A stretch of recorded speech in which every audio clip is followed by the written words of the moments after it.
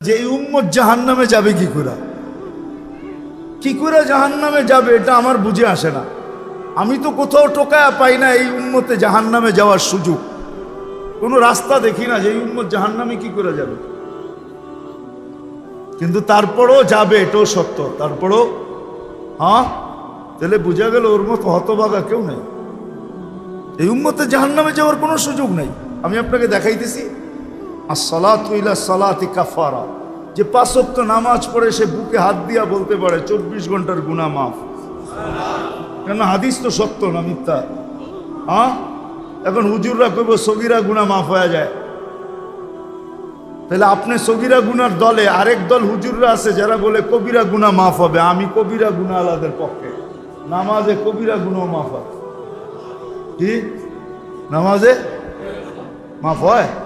হয় না? যদি না হইতেন, আরে ইস্তেগফার লাগবে না মেয়ে, যদি না হইতেন তাহলে আল্লাহর রাসূল কেন ওসমান রাদিয়াল্লাহু তাআলা আনহুকে শীতের মৌসুমে বসন্তের সময় বাহিরে নিয়া গাছের ডাল নাড়া দিয়া সমস্ত পাতাগুলা ঝরায়া তারপরে কেন বললো আমার উম্মত যখন ফরজ নামাজ পড়ে গুনাহগুলা এইভাবে ঝরা যায়? ওইখানে কি বলছে নাকি বড় পাতা ছোট পাতা? ওইখানে তো পাতা একটাও ছিল না, ঠিক না? আল্লাহর রাসূল বুঝেইছে কোনো গুনাহই থাকবে না। নামাজ নিজেই ইস্তেগফার। আবার ইস্তেগফার কি? নামাজ নিজেই ইস্তেগফার, নামাজ নিজেই জিকির। আছে কি? নামাজের চেয়ে বড়? আকিমিস সালাতা লিযিকরি, নামাজের চেয়ে বড় জিকির আবার কি? নামাজ নিজেই ইস্তেগফার, নামাজ নিজেই শ্বাসের অ্যাকশন না খালি। আপনি নামাজ চিনেন? যদি শ্বাসের না হইতো আল্লাহর রাসূল কেন বলতো ইদা সালুহা সালুহা সাইরুল আমাল? নামাজ ওকে, তোমার পরিপূর্ণ জীবনটা ওকে, সর্ব লাইন ওকে, সর্বদিক ওকে। তাহলে নামাজের ভিতরে যদি ইস্তেগফার না থাকতো তাহলে এটা কি করে হইতো? সমস্ত বন্দেগীকে গ্রহণযোগ্যতা পাওয়ার জন্য নামাজকে গ্রহণযোগ্যতামূলক বানাইতে হবে। নামাজ ওকে, সব ওকে। তো যেটা বুঝাইতেছিলাম পূর্ণতা, 24 ঘন্টা যে 5 ওয়াক্ত নামাজ পড়লো ওর তো সব গুনাহ মাফ, ও দোজখে যায় কি করে? আর তারপরেও যদি কিছু বেঁচে গেল তো বলতেছে আল জুমাতু ইলাল জুমাতি কাফারা, এক জুমার থেকে আরেক জুমায় পা দিবে পুরা সপ্তাহটা মাফ, সপ্তাহটা। তারপরেও যদি কিছু বেঁচা যায় তাহলে ওই ব্যক্তি দোজখে যায় কি করে? আমাকে বুঝান। তারপরেও যদি কিছু বেঁচে গেল তাহলে একটু আগে তো বললাম ওই যে রান আউটের থেকে বাঁচাইয়া দিয়েন, ঠিক না? রমজানে পা দিতে দেরি, রমাদান ইলা রমাদান কাফারা, রমজান থেকে রমজানে পা দিতে দেরি, পুরা বৎসরের গুনাহ মাফ হইতে দেরি হয়। মাফ হইতে দেরি হয় কেন? মৌসুমে চলে আসছে, মৌসুমে। আমরা তো ভাবি না প্রত্যেক ইফতারির সময় আল্লাহ 70,000 লোককে জাহান্নাম থেকে মুক্তি দেন। আপনি মনে করবেন 70,000 মুক্তি পায় নাকি? হুজুররা কইব হাদিসে তো 70,000 আছে। আমি বলবো না, 70,000-এর যেরম এই প্রবাদ বাক্যটা সত্য, শিশুর পিতা ঘুমিয়ে আছে সব শিশুরই অন্তরে, আমিও বলবো 70,000-এর পিঠে আরো কয়েক 70,000 ঘুমায় আছে।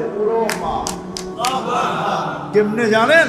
এই 70,000 কিয়ামতের দিন উঠা দাঁড়াবে আর বলবে আল্লাহ অধিকার দিবে সুপারিশের, এরা দাঁড়াবে আর সুপারিশ করে কয়েক 70,000 নিয়ে যাবে, ঠিক না? যেমন আল্লাহর রাসূল বৈশা আছেন তো জিবরিল আলাইহিস সালাম হাসতে হাসতে আসছে, বড় খুশি আজকে।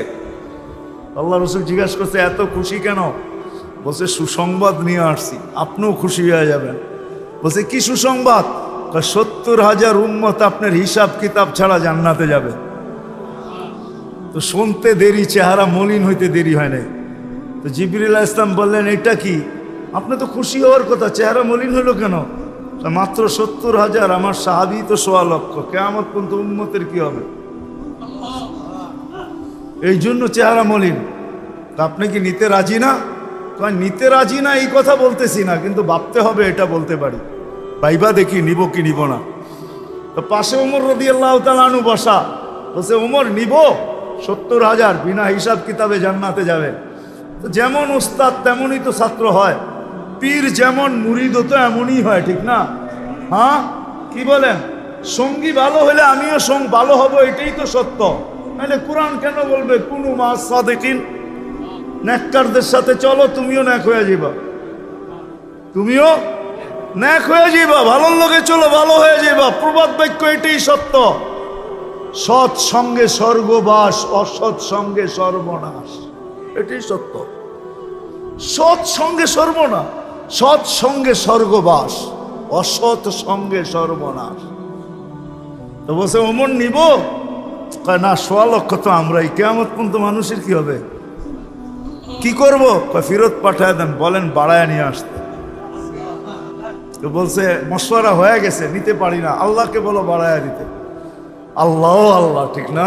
আল্লাহ আল্লাহ আল্লাহ আল্লাহ, হায় হায়, কার আল্লাহ কিরকম আমি জানি না, কিন্তু মুহাম্মদুর রাসূলুল্লাহর আল্লাহকে দেখলে অন্যরকম দেখা যায়। হায় হায়, আমি মনে হয় বুঝাইতে পারি না আপনাদেরকে। আপনি বলবেন পৃথক করলেন কেন? না, এটা পৃথক না, এটা অন্য জিনিস বুঝাইতে চাইতেছি। মুহাম্মদুর আম্মাজান নিজে বলছেন, আম্মাজান আয়েশা রাদিয়াল্লাহু তাআলা আনহা বলতেছেন, ইয়া রাসূলুল্লাহ, আপনার ইচ্ছায় আপনার আল্লাহ এত তাড়াতাড়ি করে কেন? বুখারীতে আছে, বুখারীতে, যারা বুখারী পড়ায় ওদেরকে জিজ্ঞেস করেন, আপনার আল্লাহ আপনার ইচ্ছায় এত তাড়াতাড়ি করে কেন?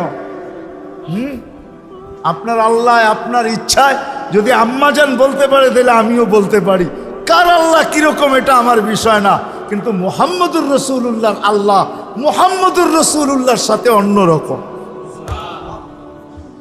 সারাদিন বন্ধুর দিকে তাকায় থাকে, বন্ধু নারাজ করা যাবে না। হায় হায় হায় হায়। তো পাঠায় দিয়েছেন, জিবরিল আলাইহিস সালাম ফিরে আসছে। তো বলছে, জিবরিল কি খবর?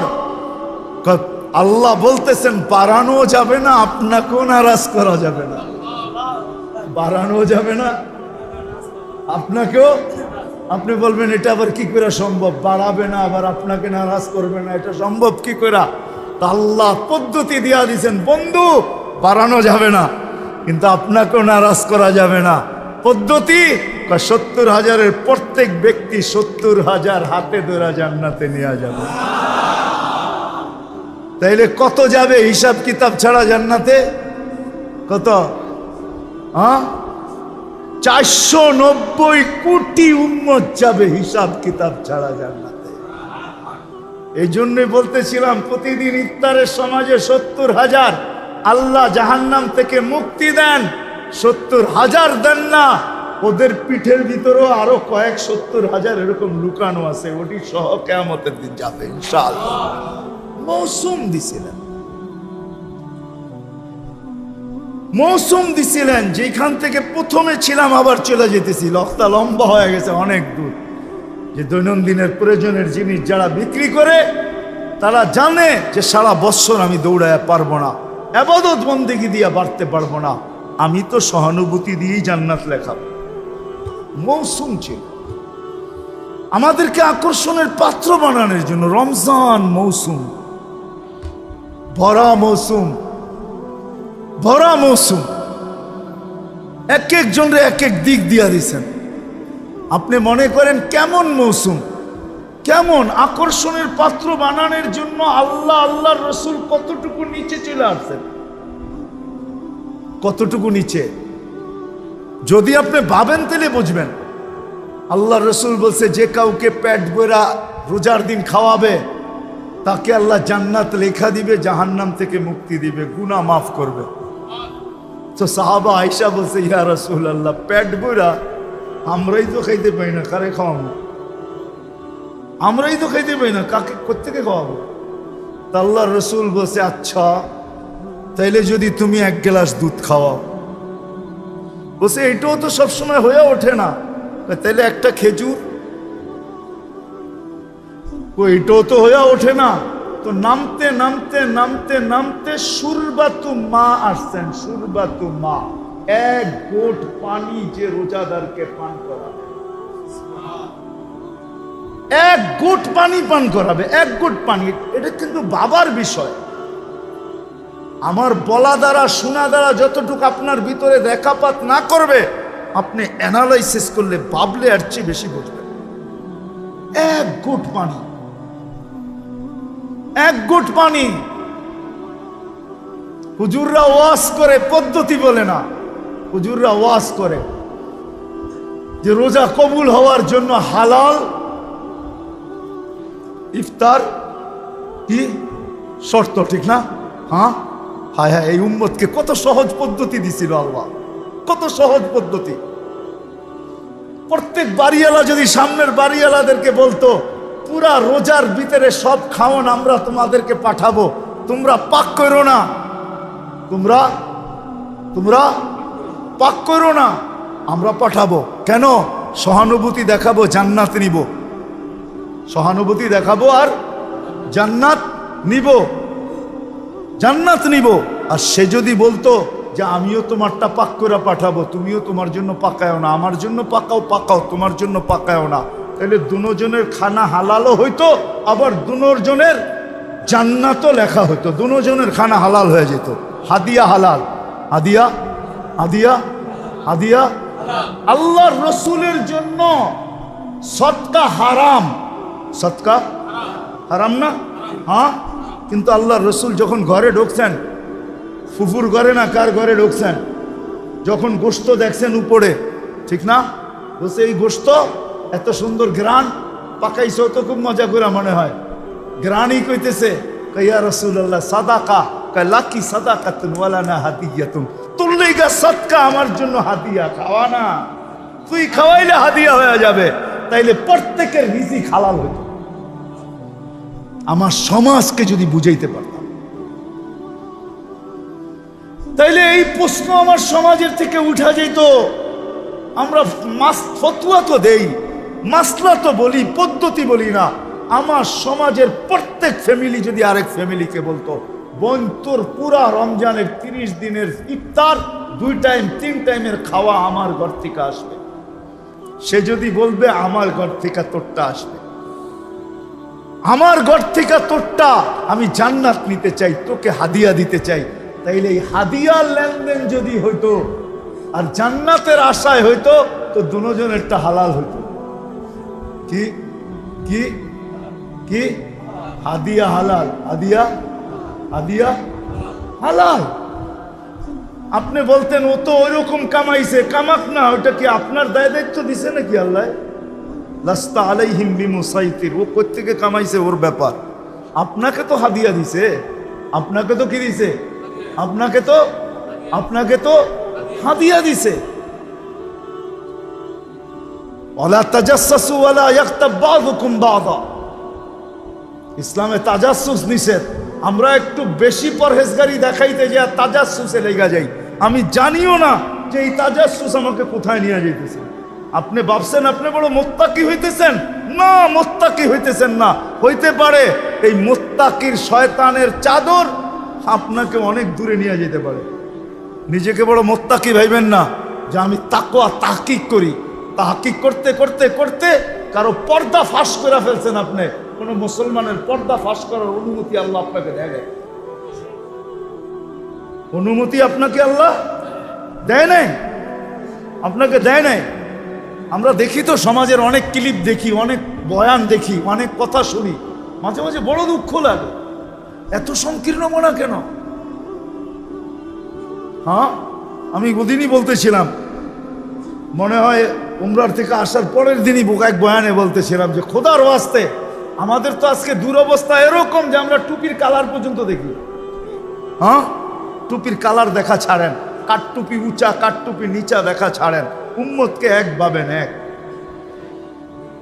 বিশ্বাস হয় না? তাইলে আমি আপনাদেরকে এমন ব্যক্তির রেফারেন্স দিব যার উপরে ব্যক্তিত্ব নাই। শাইখুল হিন্দ মাহমুদুল হাসান রহমতুল্লাহ আলাইহির বয়ান পড়া দেখেন, শুনা দেখেন। মাল্টার জেলখানার থেকে যেদিন উনি ফিরে আসছেন, ওই দিন সারা ভারতের ওলামারা দারুল উলুম দেওবন্দে জমা হয়েছিলেন। ওই দিন যে বয়ান উনি দিয়েছেন, ওই বয়ান আপনি পয়লা দেখেন, তারপরে আপনি বুঝবেন আপনি কে, আপনি কতটুকু বড় মুত্তাকি আর পরেজগার, আপনি কতটুকু বড় তাকওয়াওয়ালা। ওই বয়ান শোনেন। যেদিন মাল্টার জেলের থেকে আসার পরে দারুল উলুম দেওবন্দে ভারতের সব ওলামারা জমা হয়েছেন, কিন্তু উনি সমস্ত ওলামাদের কি ভারতের ওনার উপরে ওস্তাদ মাত্র দুইজন। কয়জন? তিনজন। রশিদ আহমদ গঙ্গুহি, কাসেম নানতুবি, মোল্লা মাহমুদ। এছাড়া কোনো ওস্তাদ ওনার নাই। তিনজন ওস্তাদে মিলে একজন ওস্তাদ। সারা ভারতবর্ষের কিয়ামতের সকাল পর্যন্ত ওলামায়ে দেওবন্দের যত ওস্তাদ আসবে সবাই ওস্তাদ শাইখুল হিন্দ মাহমুদুল হাসান রহমতুল্লাহ আলাইহি। ওনার ওই দিনের বয়ান শোনেন। না পাইলে আমার কাছে যায় না, আমি বয়ান শোনায় দিব আপনাদেরকে।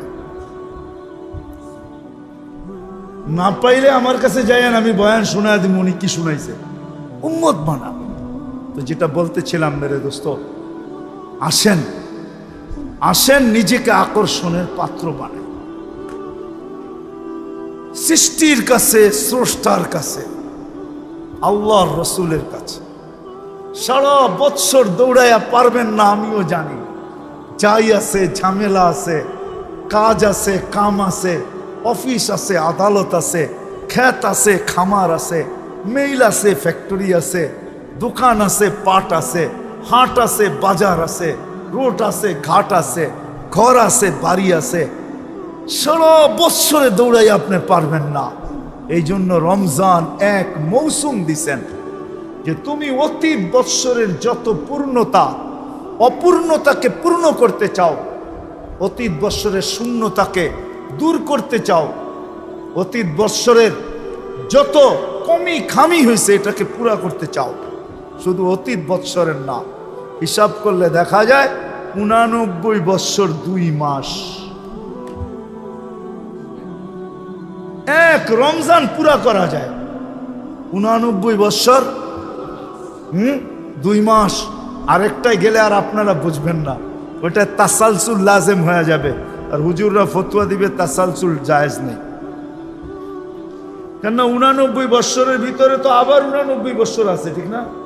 কি 89 বৎসরে আবার রমজান আছে না একটা করে? তো এটা হিসাব করলে কোন জায়গায় ঠেকবে যায়, ঠিক না? কি করেন? কোন জায়গায় ঠেকবে, ঠিক না? কোন জায়গায় ঠেকবে? এই জন্যই তো কিতাবে এক জায়গায় পাওয়া যায় যে এই উম্মতকেই কাউকে কাউকে আল্লাহ বলবে যে যা দিলাম খুশি কিনা।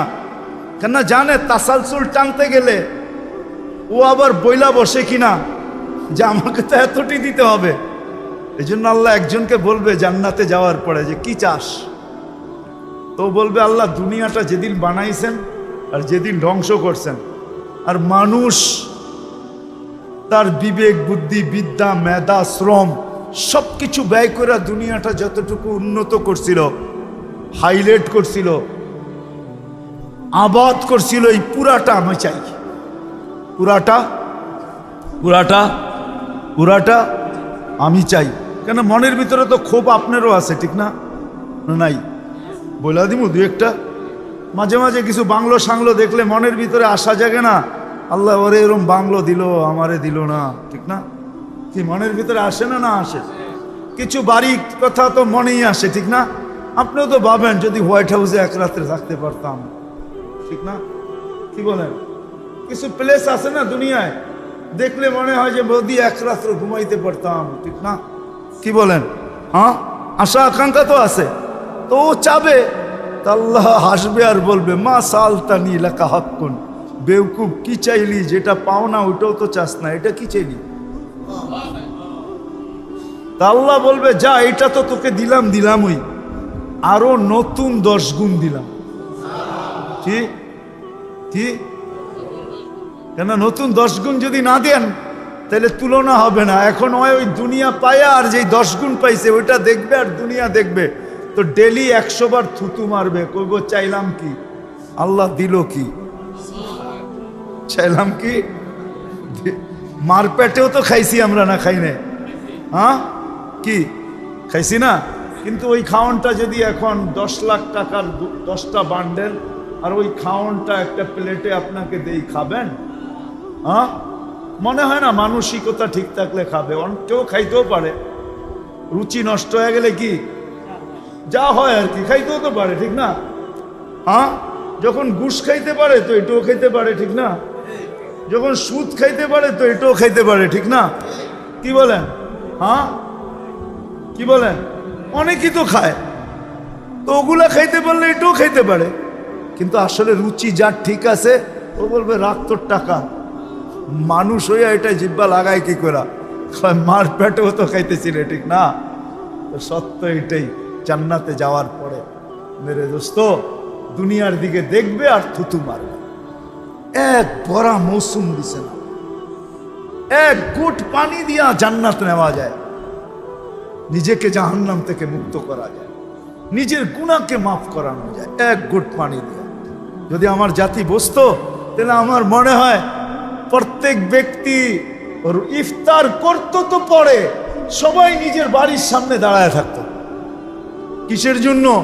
যে দেখি আজান লগ্নে কাউকে পাই কিনা, ওকে এক গুট পানি দিয়া, একটা খেজুর দিয়া, একটা কি বলে এটাকে বেগুনি দিয়া, একটা আলুর চপ দিয়া, একটা পেঁয়াজু দিয়া ওর রোজাটা খোলাইতে পারি কিনা। যদি খোলাইতে পারি আর খুলতে দেরি, আমার জান্নাত মিলতে দেরি হবে না। ওইখানে তো আল্লাহর রাসূল বলেন না পুরা মাস খাওয়াইতে হবে, একদিন হইল। কিন্তু আসল চিত্র কোনটা? জান ইফতার তো ঘরে বসে করেন, রাস্তায় দেখেন, আজান লগ্নে দেখেন কত হাজার না লক্ষ মানুষ ঢাকা শহরে, কেউ বাসে বসে আছে, কেউ রিক্সায় বসে আছে, পানি পর্যন্ত দিয়ে ইফতার করার সুযোগ হয় না। আমার জাতি যদি বুঝতো তো যাদের বাড়ির সামনে দিয়ে রাস্তা আছে ওরা সবাই রাস্তায় যায় ইফতারির 10 মিনিট আগে দাঁড়ায় যেত, আর যেই গাড়ি যায় হাত থামায় বলতো রোজা থাম, শুধু খুইলা যা, বেশি কিছু লাগবে না, পায়ে ধরে ধরে খোলাইতো। যদি আমার জাতি বুঝতো, আমিও বুঝাইতে পারি না জাতি কোত্থেকে বুঝবে। এই জন্য আসেন, কথা শুরু এইখান থেকেই ছিল, দিনই কথা যত ধ্যান খেয়াল একাগ্র চিত্তে শুনবে তত বেশি দিলে গাঁদবে, আর দিলে যখন গাঁদবে আমলের দ্বারা আকর্ষিত। মৌসুম যেরকম ফলকে ফলায়, ফুলকে ফোটায়, রমজান এক মৌসুম প্রত্যেক ব্যক্তিকে আল্লাহর কাছে, জান্নাতের কাছে আকর্ষণের পাত্র বানানোর জন্য। কেননা জান্নাত প্রথম রমজানের দিন জান্নাতে সুমধুর বাতাস যখন চলে, তো জান্নাতের প্রত্যেকটা বস্তু জিজ্ঞাসা করে আল্লাহ এটা কিসের বাতাস? বলছে উম্মতে মুহাম্মদীর মৌসুম চালু হয়ে গেছে, রমজান। তো প্রত্যেকটা নেয়ামত বলে এরা কখন আসবে?